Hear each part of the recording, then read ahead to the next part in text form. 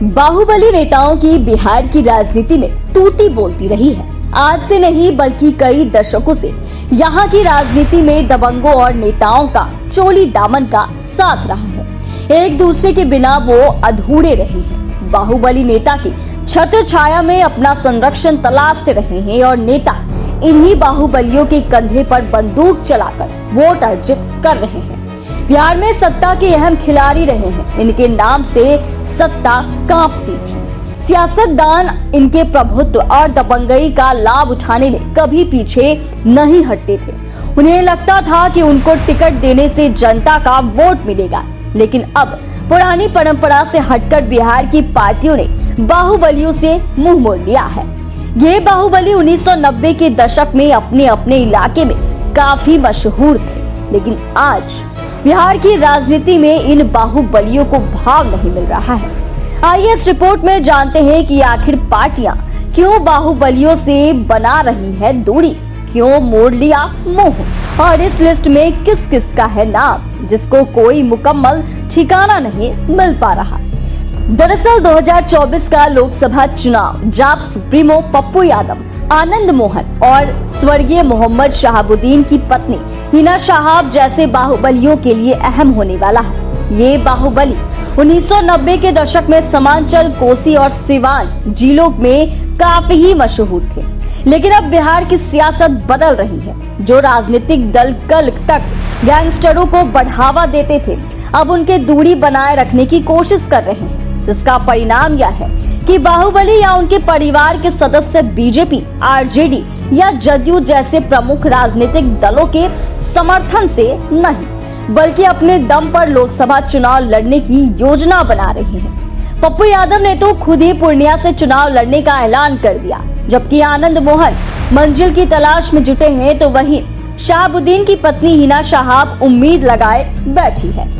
पप्पू यादव अपने क्षेत्र में खूब पसीना बहा रहे हैं। उन्होंने घोषणा की है कि वो पूर्णिया लोकसभा से चुनाव लड़ेंगे। पप्पू यादव की जन अधिकार पार्टी ने अपनी छवि को नया रूप देने के लिए विशेष रूप से महामारी के दौरान बिहार के लोगों के लिए अच्छा काम किया है। अपनी छवि को चमकाने की पप्पू यादव की बेताब कोशिश के बावजूद आरजेडी और जदयू ने उन्हें महागठबंधन का हिस्सा बनाने से इनकार कर दिया।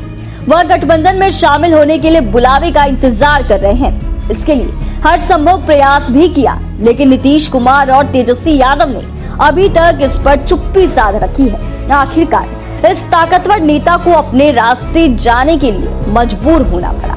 वहीं हिना शहाब ने संकेत दिया है कि वो सिवान से लोकसभा चुनाव लड़ेंगी। शहाबुद्दीन लालू प्रसाद यादव के बहुत करीबी थे, लेकिन उनकी मौत के बाद लालू प्रसाद यादव के परिवार ने उनके परिवार से दूरी बनानी शुरू कर दी। शहाबुद्दीन के परिवार और राजद नेतृत्व के बीच काफी वक्त से सब कुछ ठीक नहीं चल रहा। इस बीच हिना शहाब को राजद कार्यकारिणी से भी आउट किया गया।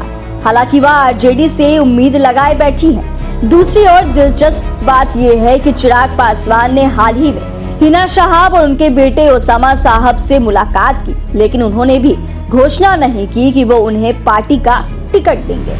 ऐसे में हिना शहाब आरजेडी समेत अन्य पार्टियों से उम्मीद लगाए बैठी है। इसी तरह लालू यादव से भाव नहीं मिलने के बाद आनंद मोहन ने हाल ही में बिहार के मुख्यमंत्री नीतीश कुमार से मुलाकात की, लेकिन नीतीश कुमार के साथ बंद दरवाजे की बैठक के दौरान क्या हुआ, ये गुप्त रखा गया है। हालांकि चर्चा यह भी है कि आनंद मोहन अपनी पत्नी लवली आनंद के लिए सहरसा या वैशाली लोकसभा क्षेत्र से जदयू का टिकट चाहते हैं। वो अपने प्रयास में सफल होंगे या नहीं, ये वक्त बताएगा। फिलहाल आनंद मोहन मंजिल की तलाश में जुटे हैं। अब सबसे बड़ा सवाल यह है कि आखिर बिहार में बाहुबलियों को भाव क्यों नहीं मिल रहा है।